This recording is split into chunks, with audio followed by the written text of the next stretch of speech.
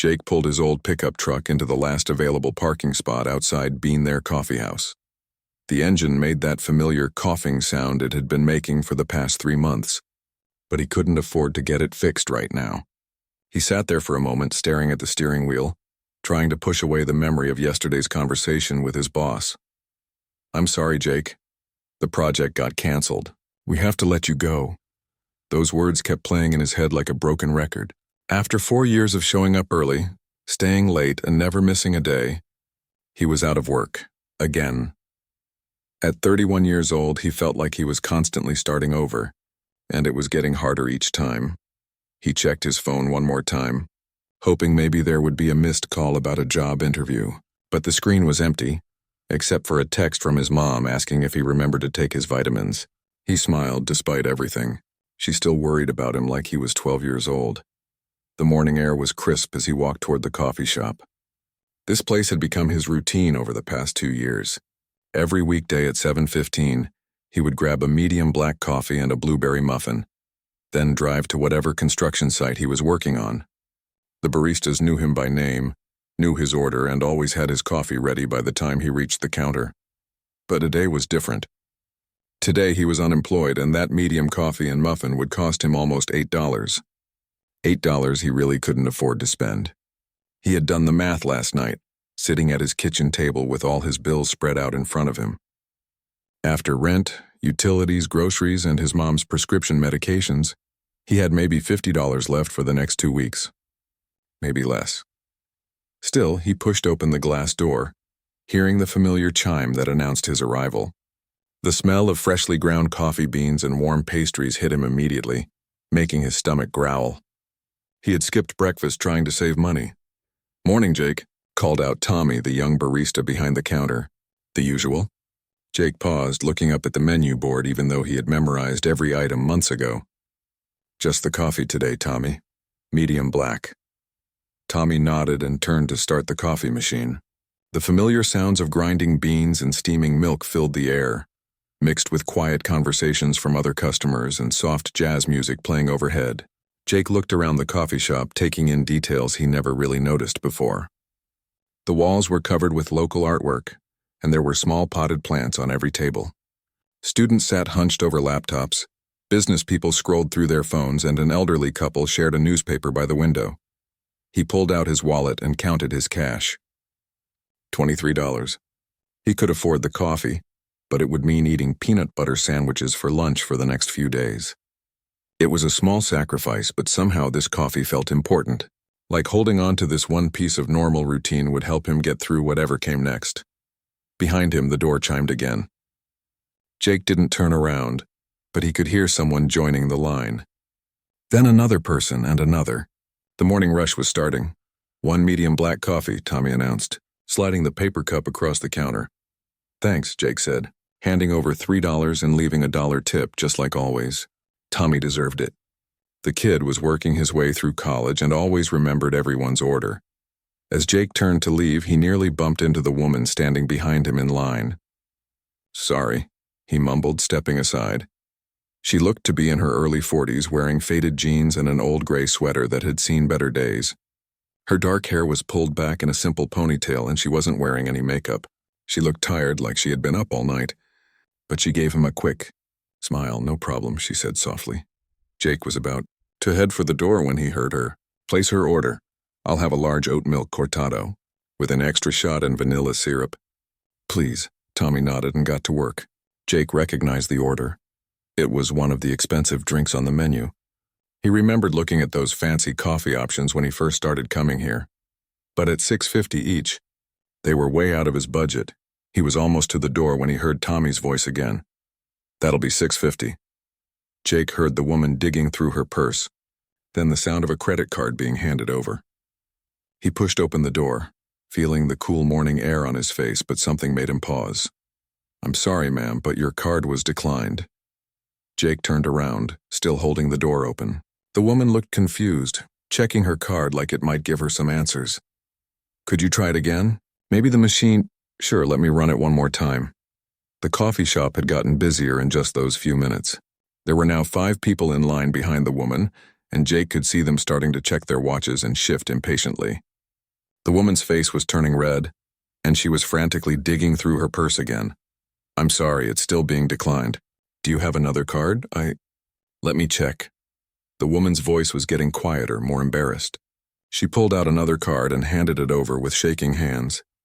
Jake watched Tommy swipe the second card, wait for the machine to process it, then shake his head apologetically. This one's being declined too. The woman looked like she wanted to disappear. She glanced back at the growing line of people, then at Tommy, then down at her purse. I don't understand. There should be money. Look, lady, came a voice from somewhere in the line. Some of us have jobs to get to. Jake felt his jaw tighten. He knew exactly how the woman felt. He had been there himself more times than he cared to remember. Standing at a checkout counter, card getting declined, feeling like everyone was staring at you, judging you. It was one of the worst feelings in the world. The woman was starting to back away from the counter. I'm sorry, I'll just come back later. Maybe there's something wrong with my bank. But Jake was already walking back toward the counter, his coffee still warm in his hand.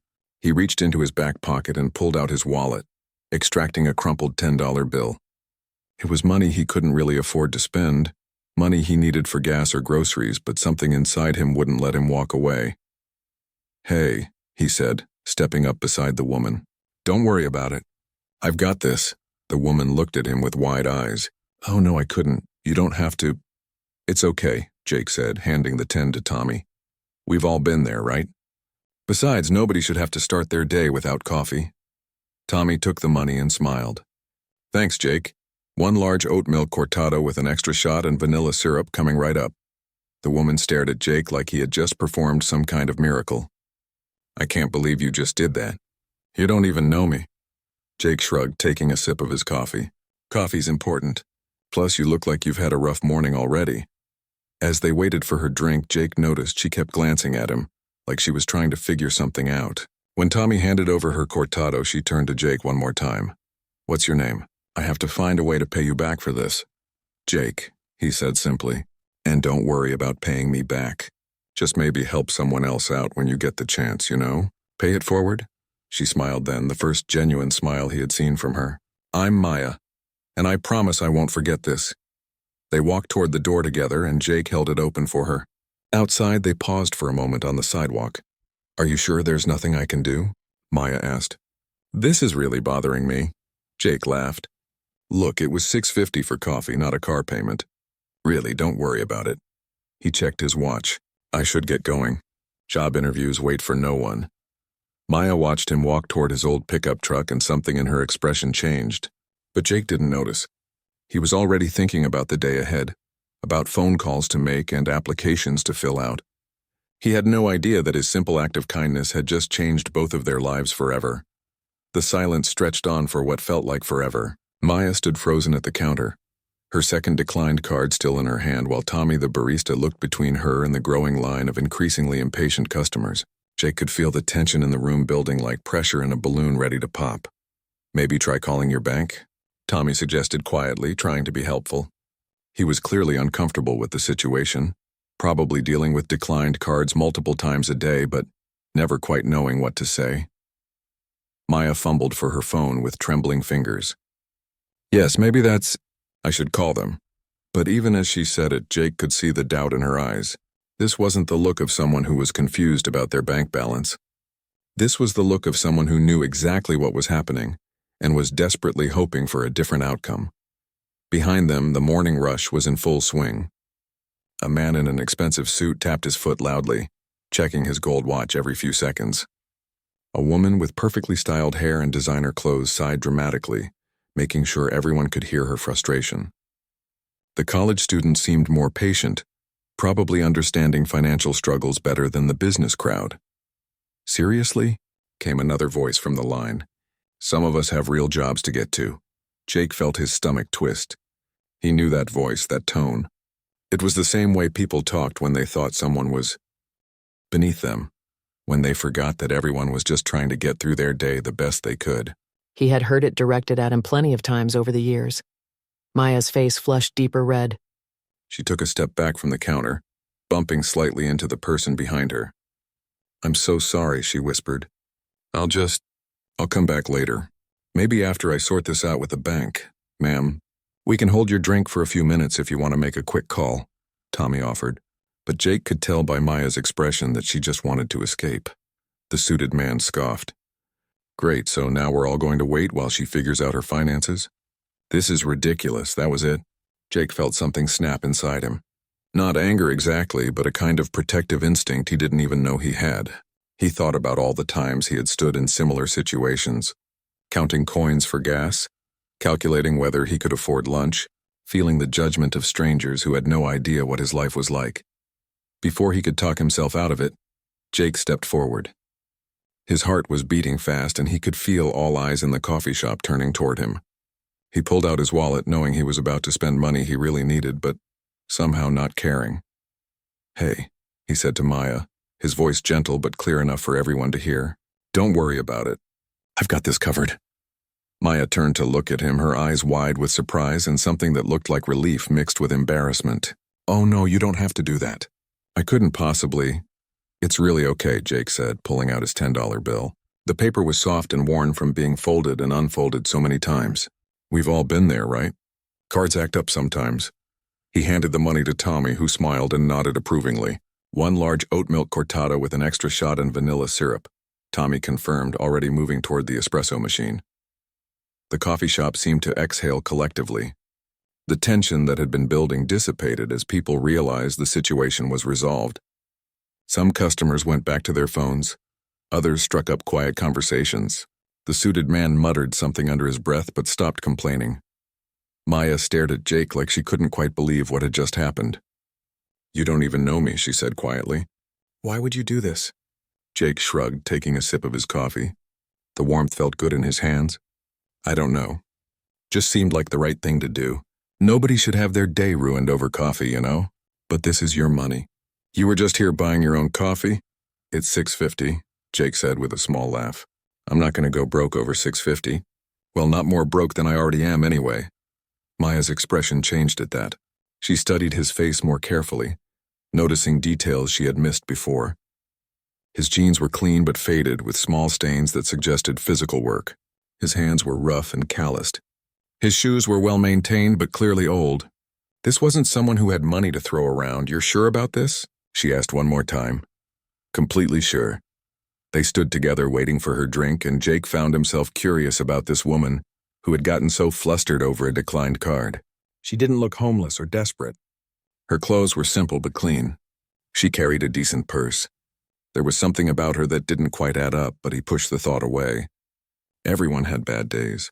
Everyone had financial surprises. I'm Maya, by the way, she said, extending her hand. Jake.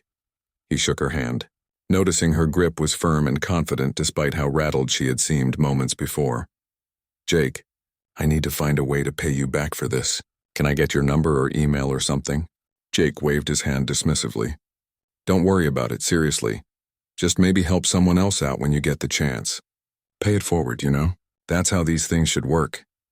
Maya looked like she wanted to argue, but Tommy called out, one large oat milk cortado with extra shot and vanilla syrup.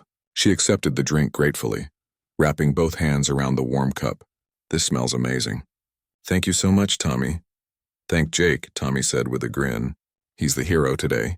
Jake felt his cheeks warm. Not a hero, just a guy who likes coffee. As they walked toward the door together, Maya kept glancing at him sideways. What do you do for work, Jake? If you don't mind me asking. Construction, Jake said, then corrected himself. Well, I was in construction. Between jobs right now, actually. That's why I was here so early today. Got some interviews lined up, hopefully. Maya stopped walking. You're unemployed and you just bought a stranger coffee? Jake realized how that sounded and felt a bit embarrassed. When you put it like that, it sounds pretty stupid, doesn't it? No, Maya said firmly. It sounds incredibly kind. And incredibly rare. They reached the door and Jake held it open for her. The morning air was getting warmer as more people filled the sidewalks, heading to offices and shops. The city was waking up around them, full of people rushing to their destinations, most of them looking down at their phones instead of at each other. Which way are you headed?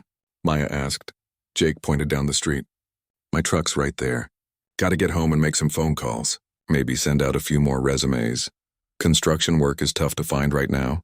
Everything's tough to find right now, Jake said with a rueful smile. but something will turn up. Always does eventually. Maya watched him carefully.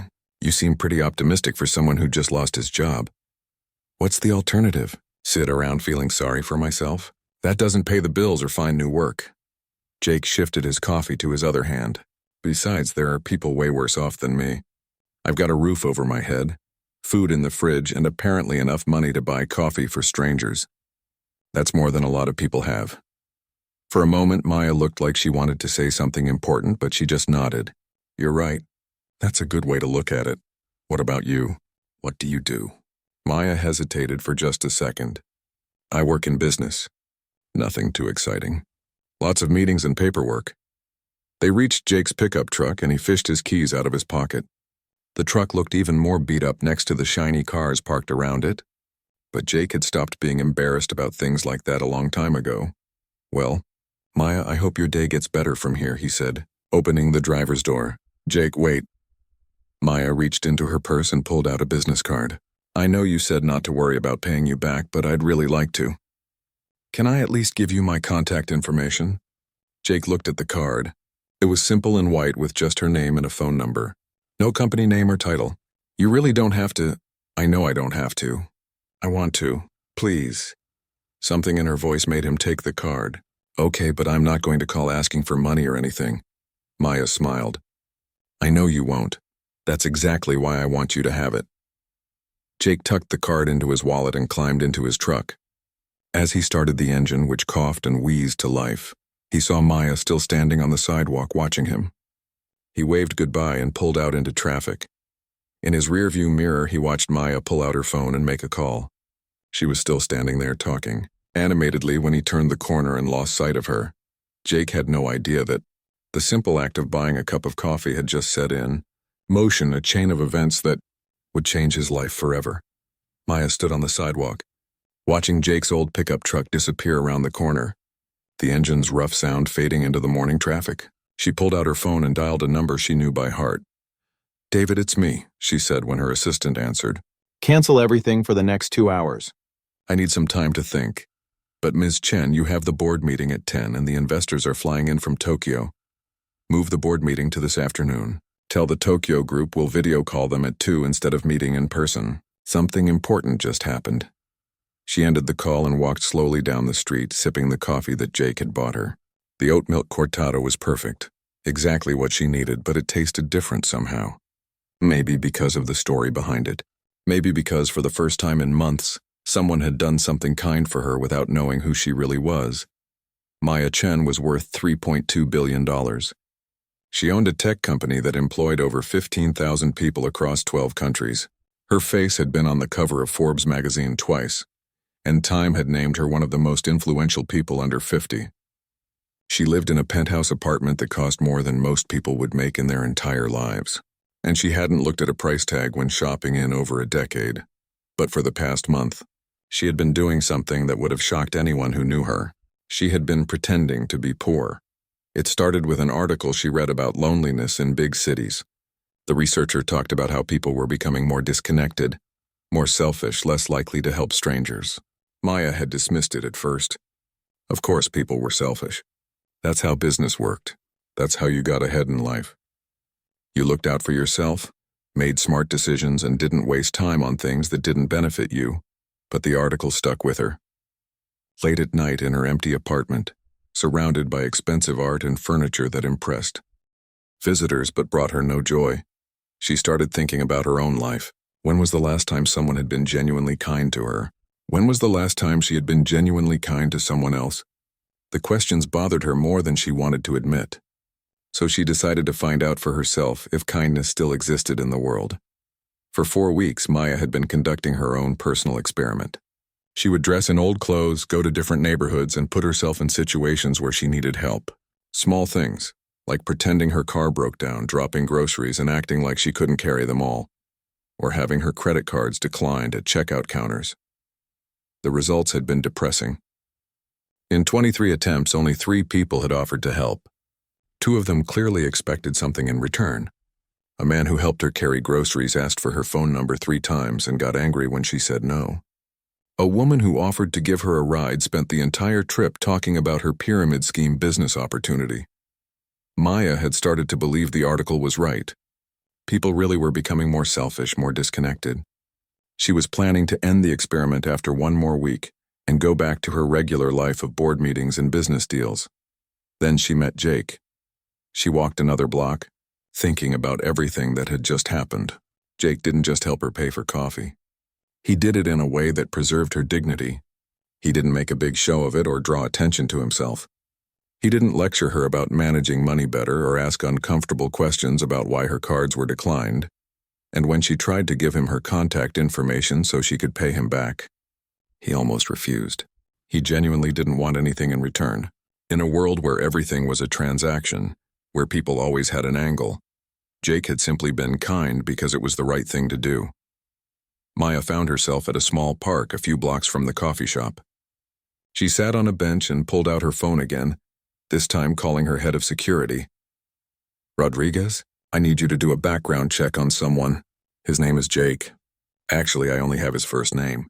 Can you pull the credit card records from Billionaire Coffee House on 5th Street? Today's purchase is around 7:30 a.m. I need everything you can find on the person who paid for 2 coffees, total about $10. Is there a problem, Ms. Chen? Do you need additional security?" "No problem. Just personal curiosity.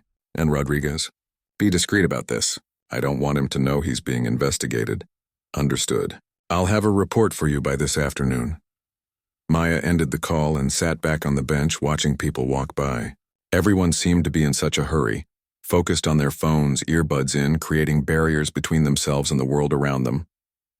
She wondered how many of them would have helped her in the coffee shop. How many would have just waited impatiently for her to figure out her payment problems and get out of their way.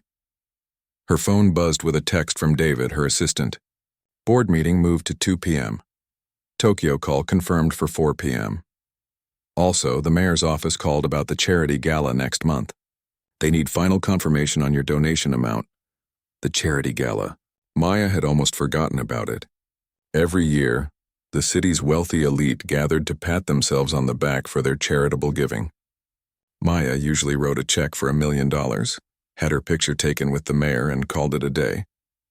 Tax-deductible generosity with a side of good publicity. But sitting on this park bench thinking about Jake's simple act of kindness, the charity gala felt different. Hollow somehow. What was the point of donating millions of dollars to charity if she had lost the ability to connect with individual people? What good did it do to support organizations that helped the poor if she couldn't even recognize genuine human kindness when she saw it? Maya thought about Jake's face when he stepped forward to pay for her coffee. There was no calculation there, no weighing of costs and benefits. Just a person seeing another person in need and deciding to help. It was such a simple thing, but in her world of corporate politics and strategic philanthropy, it felt revolutionary. Her phone rang again. This time it was her mother, calling from the retirement community in Florida where Maya had moved her after her father died. "Hello, sweetie. How are you doing? You sounded stressed the last time we talked." "I'm okay, Mom, just thinking about some things." "Work things or life things?" Maya smiled. Her mother always knew the right questions to ask. "Life things, I guess." "Do you think I'm a good person, Mom?" There was a pause on the other end of the line. That's a heavy question for a Tuesday morning. "What brought this on?" "Someone was nice to me today. A stranger. And it made me realize how rare that is. How rare it is for me to be nice to strangers, too. Oh, honey, you work so hard and you've accomplished so much. But sometimes I worry that you've forgotten that success isn't just about money and business deals." Maya felt tears building in her eyes, which surprised her. She hadn't cried in years. "I think I have forgotten, Mom. I think I've forgotten a lot of things." "It's never too late to remember," her mother said gently. "Your father used to say that the measure of a person isn't how much money they have, but how they treat people who can't do anything for them." After they hung up, Maya sat in the park for another hour just thinking. She watched a young mother pushing her toddler on the swings, an elderly man feeding pigeons despite the "do not feed birds" sign, a group of teenagers sharing a single bag of chips because none of them had enough money to buy their own lunch. These were the people Jake was talking about when he said there were others worse off than him. These were the people who understood what it meant to struggle, to count dollars, to make sacrifices. When Rodriguez called back with Jake's information, Maya listened carefully as he read from the report. Jake Thompson, 31 years old, construction worker currently unemployed. No criminal record. No outstanding debts other than normal bills. He lived in a small apartment across town, took care of his elderly mother's medical expenses, and volunteered at a homeless shelter on weekends. Anything else you need to know, Ms. Chen? Maya thought for a moment.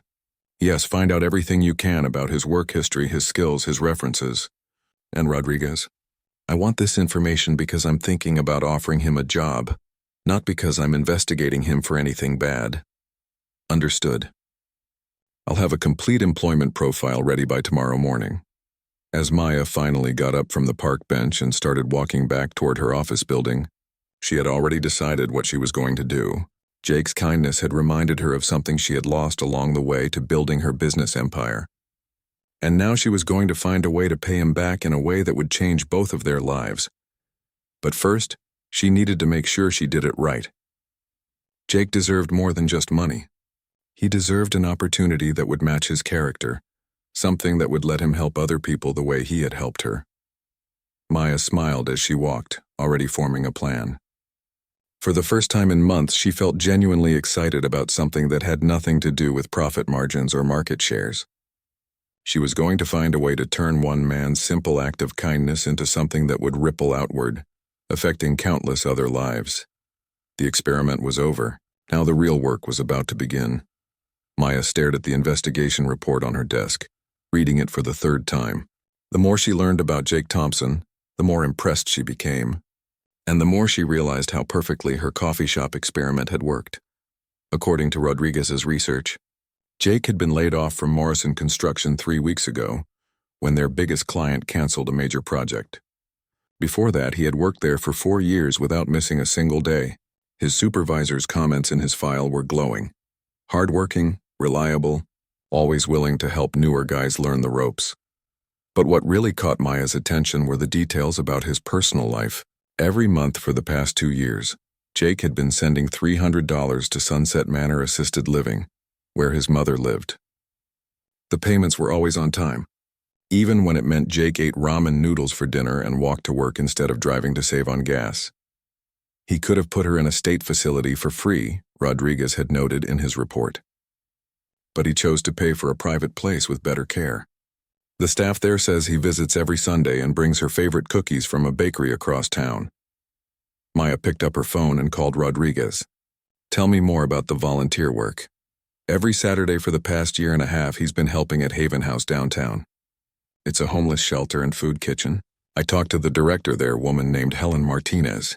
She says Jake started coming after he helped a homeless veteran find a warm place to sleep during that bad storm we had last winter. What does he do there? Everything, apparently. Serves food, helps with repairs, talks to people. Helen says he's one of the few volunteers who actually sits down and has conversations with the residents instead of just doing his service hours and leaving. Maya leaned back in her chair, looking out at the city skyline from her office window. 40 floors below, people moved along the sidewalks like ants, each focused on their own problems, their own goals. How many of them would spend their Saturdays helping people who had nothing to give them in return? Rodriguez, I want you to do something for me, but I need you to be very careful about it. Can you observe Jake for a few days without him knowing? I want to understand who he really is when nobody's watching. That's unusual, Ms. Chen. May I ask why? Maya hesitated. She couldn't exactly explain that she had been dressing like a broke person and testing strangers' kindness. Let's just say I'm considering him for a very important position. I need to be absolutely sure about his character. Understood. I'll handle it personally. Over the next week, Rodriguez provided daily reports that painted an even clearer picture of who Jake was. On Tuesday, security footage from a grocery store showed Jake giving his last sandwich to a homeless man outside while he went hungry for the rest of the day. On Wednesday, Jake spent 3 hours helping an elderly neighbor fix her broken porch steps, refusing to accept any payment. On Thursday, Rodriguez followed Jake to a job interview at a construction company across town. Jake didn't have enough gas money to drive, so he took 2 buses and walked the final mile. He arrived sweaty and tired, but still managed to present himself professionally. He didn't get the job. They told him they were looking for someone younger, which was illegal but impossible to prove. Friday was the most telling day of all. Jake had received a small unemployment check, barely enough to cover his basic expenses. Rodriguez watched him cash it at a check-cashing place that charged him $15 in fees because he didn't have enough money in his account to cash it for free at the bank. Instead of using the money for himself, Jake first went to the pharmacy and picked up his mother's heart medication, which cost $60. Then he went to the grocery store and bought ingredients for soup, not for himself, but to take to Haven House because he had heard they were running low on food for the weekend.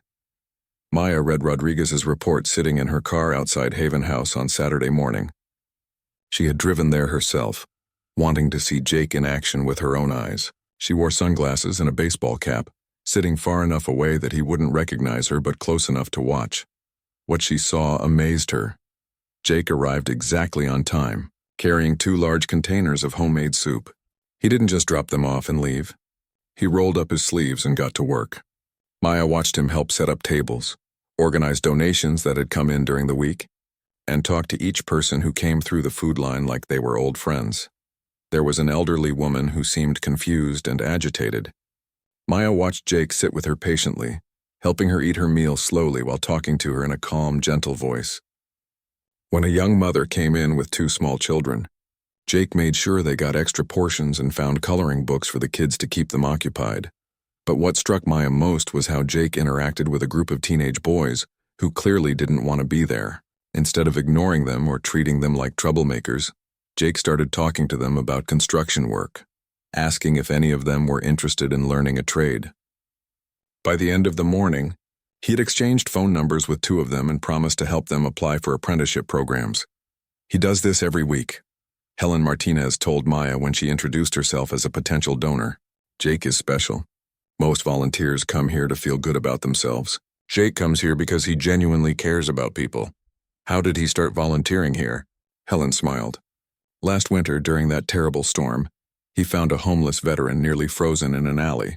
Brought him here, stayed with him all night to make sure he was okay, then started showing up every Saturday. Never missed a week even when he was sick. He just said someone had to look out for people who had nobody else. Maya drove home that afternoon with tears in her eyes. In a world where she was surrounded by people who wanted something from her, where every conversation was a negotiation and every relationship had an agenda, Jake represented something she had almost forgotten existed: genuine human goodness. That evening, Maya called an emergency meeting with her executive team. She had an idea, but she needed their help to make it work. "I want to create a new division of our company," she announced to the 6 vice presidents sitting around her conference table. "Community development and affordable housing." Her CFO looked skeptical. "Maya, we're a tech company. We do software and data analysis. What do we know about construction?" "We know how to solve problems," Maya replied. "And housing is one of the biggest problems in this city. I want us to build affordable homes for working families, for people who are struggling but trying to get ahead." "That's admirable," her VP of Operations said carefully. "But who would run something like that?" "We don't have anyone with construction experience," Maya smiled. "Actually, I think I've found the perfect person to head up this initiative. Someone who understands what it means to struggle, who knows the community we want to help, and who has the integrity to make sure we do this right." She thought about Jake, probably at home in his small apartment, eating a simple dinner and trying to figure out how to pay next month's bills. He had no idea that his $6.50 act of kindness was about to change both of their lives forever. "I'll need HR to prepare an employment package," Maya continued. "Department head level, full benefits, starting salary of $150,000. And I want it ready by Monday morning." Her team exchanged glances, clearly wondering what had gotten into their usually practical CEO. But they had learned over the years that when Maya Chen had an idea, it was usually worth pursuing. Maya spent the rest of the weekend planning exactly how she would reveal herself to Jake. This wasn't just about giving him a job. This was about restoring her faith in humanity and finding a way to channel both their resources toward something that actually mattered. On Sunday evening, she drove past Jake's apartment building, a modest 3-story brick structure in a working-class neighborhood. Through a lit window on the 2nd floor, she could see him sitting at a small table, probably working on job applications or paying bills. Tomorrow, his life would change completely. But Maya had a feeling that meeting Jake had already changed hers in ways that were far more important than money could ever measure.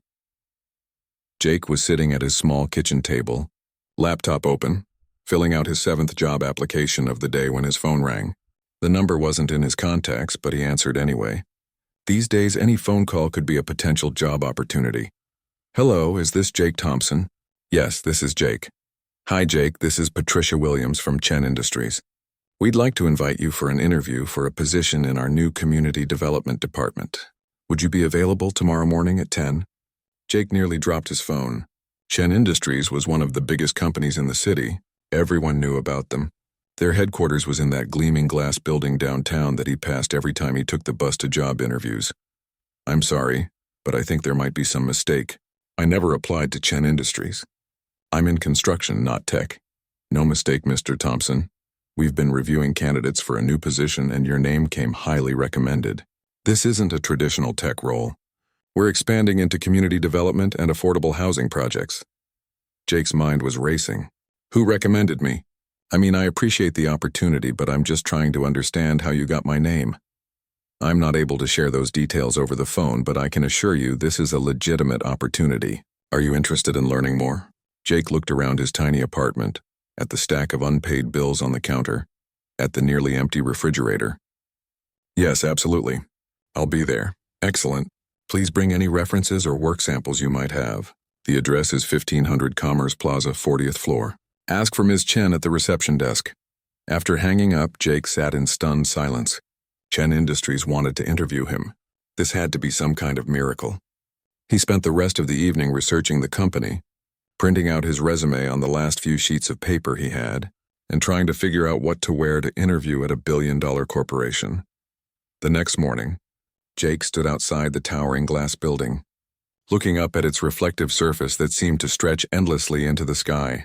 He wore his only good shirt, pressed carefully the night before, and his best pair of jeans. It wasn't a business suit, but it was clean and respectful, and it was the best he had. The lobby was enormous, with marble floors and modern art on the walls that probably cost more than Jake made in a year.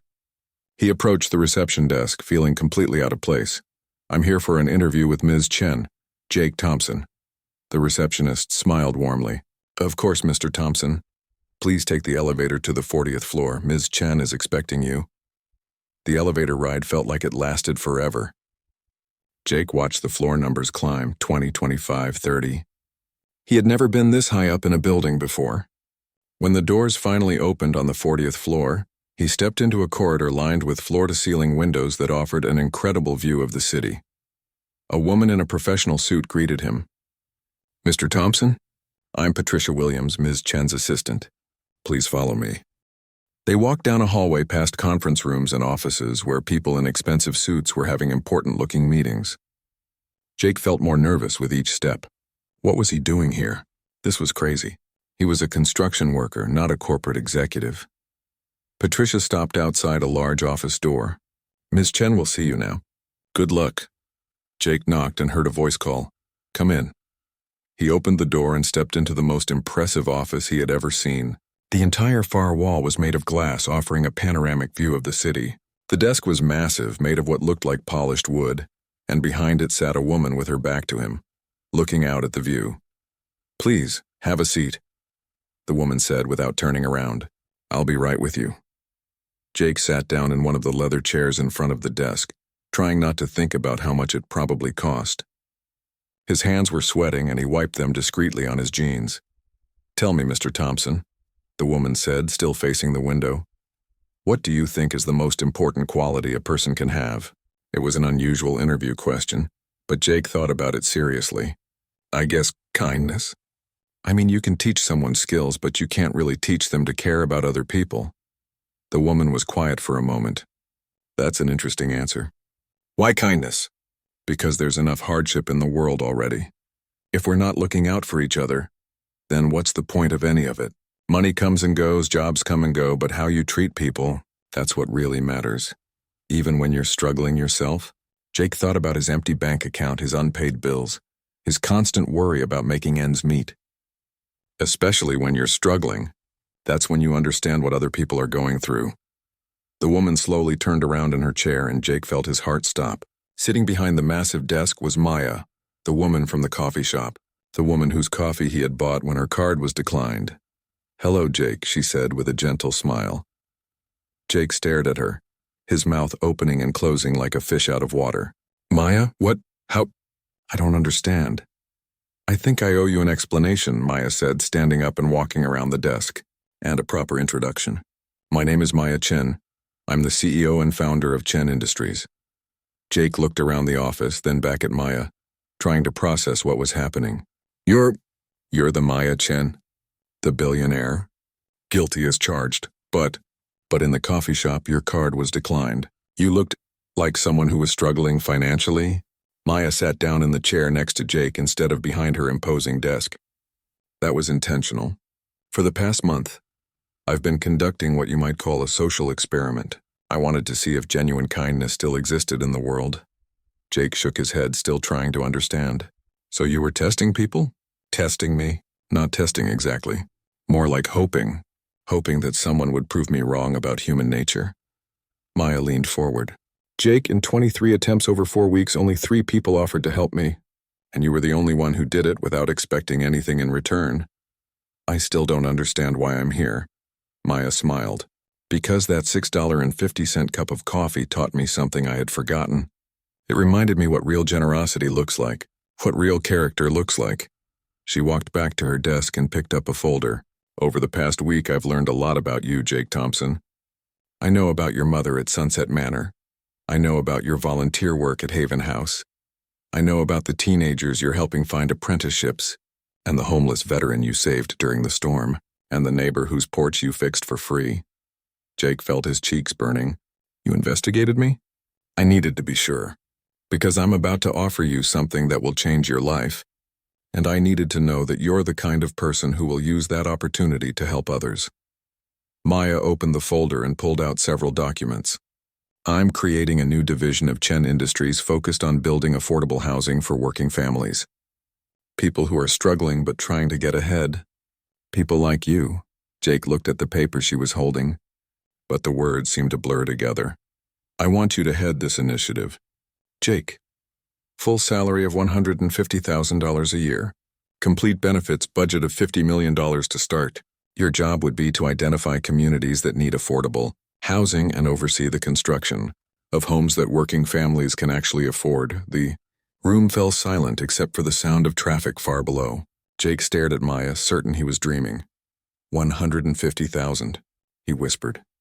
Plus bonuses based on the number of families we're able to house each year. Jake thought about his mother's medical bills, about the homeless people at Haven House, about all the families he knew who were struggling to find decent places to live. Tears started running down his cheeks and he didn't try to stop them. "Jake, are you okay?" He nodded, not trusting his voice. After a moment, he managed to speak. "I bought you a cup of coffee." Maya laughed, and there were tears in her eyes too. "Best investment I ever made. This is really happening. It's really happening. But I want you to know that this isn't charity, Jake. This is business. I need someone who understands the communities we want to help, someone who knows what it's like to struggle, and someone I can trust to do this work with integrity. You're not getting this job because I feel sorry for you. You're getting it because you're the right person for it." Jake wiped his eyes and looked out the window at the city spread below. Somewhere out there, his mother was probably wondering if he'd find work soon. Somewhere out there, families were living in overpriced apartments or struggling to make rent. Somewhere out there, people were losing hope. "When do I start?" Maya smiled. "How about right now? We have a lot of work to do." As Jake shook Maya's hand, he thought about that morning in the coffee shop, when all he wanted was to help someone have a expect better day. He never could have imagined that one small act of kindness would lead to this moment, to this opportunity, to the chance to help countless other people. Sometimes the smallest gestures create the biggest changes. Sometimes kindness really does pay it forward, in ways you never